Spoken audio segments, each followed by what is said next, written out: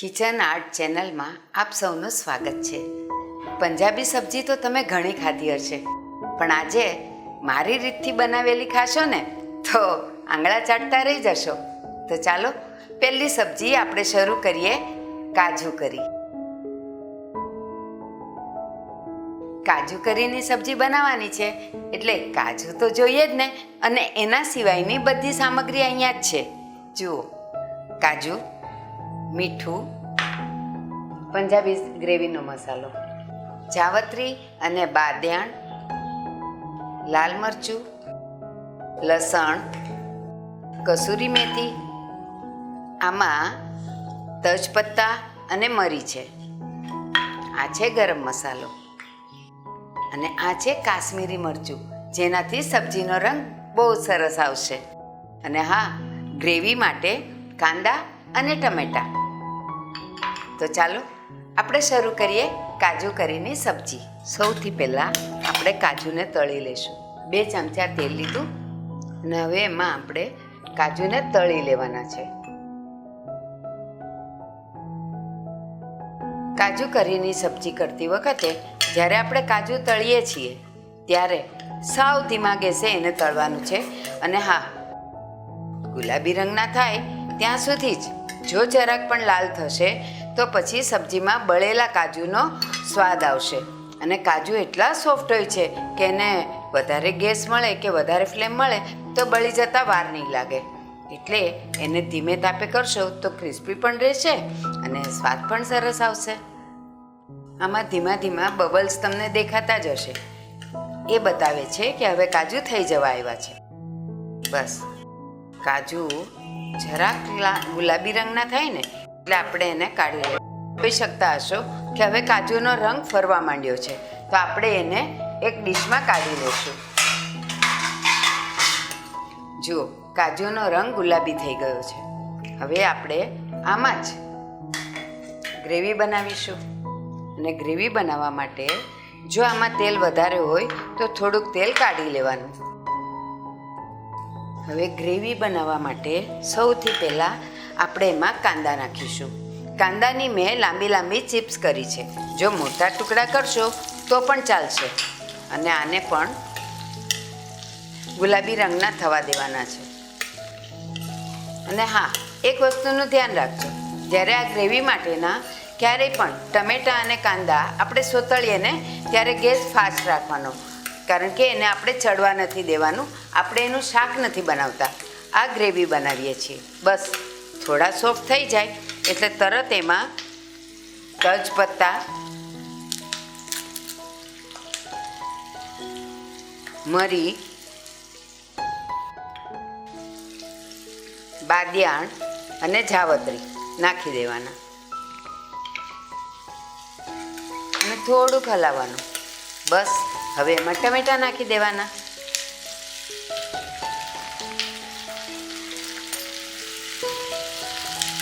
અને ટમેટાં નાખીએ ને ત્યારે મીઠું તો અવશ્ય નાખવાનું, કારણ કે એનાથી ટમેટાં જલ્દીથી સોફ્ટ થઈ જાય છે। ખાલી ટમેટાં પૂરતું મીઠું નાખવાનું।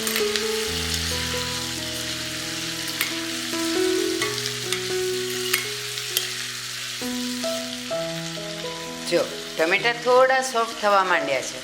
ટમેટામાં મીઠું નાખવાથી ટમેટાં જલ્દી સોફ્ટ થઈ જાય છે, અને કાંદા પણ ટ્રાન્સપરન્ટ થઈ ગયા છે। તો ચાલો આને હવે આપણે ઠંડુ કરવા મૂકી દઈએ। જે તેલમાં આપણે કાજુ તળ્યા હતા એ જ તેલને આપણે સબ્જી બનાવવામાં લઈ લેવાનું। એટલે હવે આપણે સબ્જી બનાવવાનું ચાલુ કરીએ છીએ, અને આ સબ્જીનો આખરી પડાવ છે। હંમેશા પંજાબી સબ્જીમાં થોડુંક તેલ ચડિયાતું હોય છે, એટલે આપણે આટલું તેલ લીધું છે। અને હા, હમણાં જે કાંદા, ટમેટાં, તજપત્તા, મરી અને એ બધાને આપણે જે શેક્યા હતા એ હવે ઠરી ગયા, અને એને આપણે મિક્સર ગ્રાઇન્ડરમાં એને ગ્રાઇન્ડ કર્યું છે। બસ આ તેલ ગરમ થાય એટલે આપણે આ નાખી દઈશું।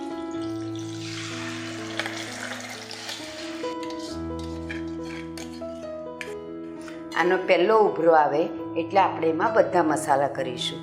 અને હા, એક વસ્તુનું ધ્યાન ખાસ રાખજો, જ્યારે આપણે આ ગ્રેવી વઘારીએ કે એની અંદર આપણે બીજા મસાલા નાખશું તો જ્યાં સુધી આજુબાજુમાંથી તેલ રિલીઝ ન થાય ત્યાં સુધી આગળની કોઈ પણ પ્રોસેસ કરવી નહીં.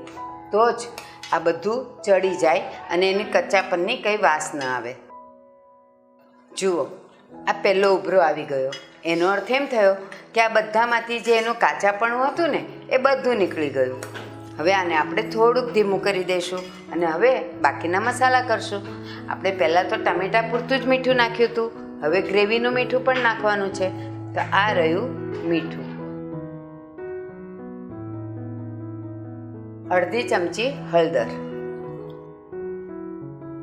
અડધી ચમચી લાલ મરચું, 1 ચમચી કાશ્મીરી મરચું. એનાથી સબ્જીનો રંગ અને ટેસ્ટ બધું સારું આવે છે. પણ હા, કાશ્મીરી મરચુંમાં તીખાશ નથી હોતી, પણ એનો કલર બહુ સરસ આવે છે. અને હા, વચ્ચે વચ્ચે હલાવતા રહેજો એટલે નીચે બેસે નહીં. જુઓ, ગ્રેવીનો કલર બદલાવા માંડ્યો ને. હજી આનો કલર ચડશે.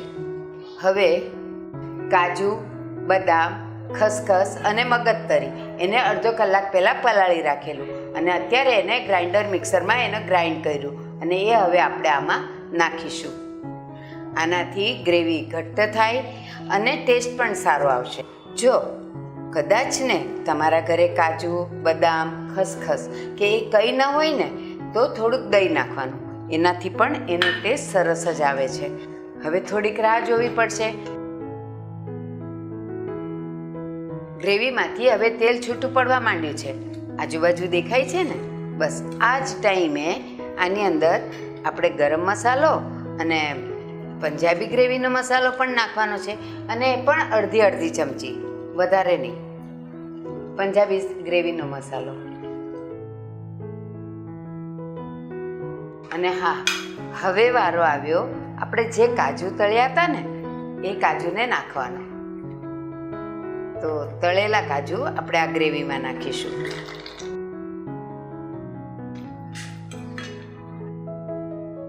અને 5 મિનિટ માટે આને આપણે ઢાંકી દઈશું. શું કામ ઢાંકશું? કાજુમાં બધો મસાલો બરાબર ચડી જાય ને એટલા માટે. 3 થી 4 મિનિટ થઈ ગઈ છે. આપણે જોઈએ કે ક્યાં સુધી પહોંચ્યું. જુઓ, તેલ છૂટું પડી ગયું ને. હવે આ કાજુ કરી એકદમ રેડી છે. બસ હવે એમાં છેલ્લે શું બાકી છે? આ કસૂરી મેથી. પંજાબી કોઈ પણ સબ્જીમાં કસૂરી મેથીનો સ્વાદ કંઈક અલગ જ આવે છે. એને થોડી ક્રશ કરી અને નાખી દેવાની.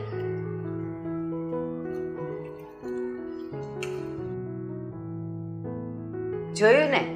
હવે હોટલમાં જવાની જરૂર છે નહીં ને. ઘરે બહુ ઇઝી બની જાય છે. હું તો ઘરે જ બનાવું છું અને મારા ઘરનાને તો મારા હાથની જ કાજુ કરી ભાવે છે. હોટલમાં ક્યારેય નથી જતા. તો તમે પણ હવે હા, ગેસ તો બંધ કર્યો. તો હવે કાજુ કરીની સબ્જી એકદમ રેડી છે. ચાલો આપણે એને સર્વ કરી લઈએ.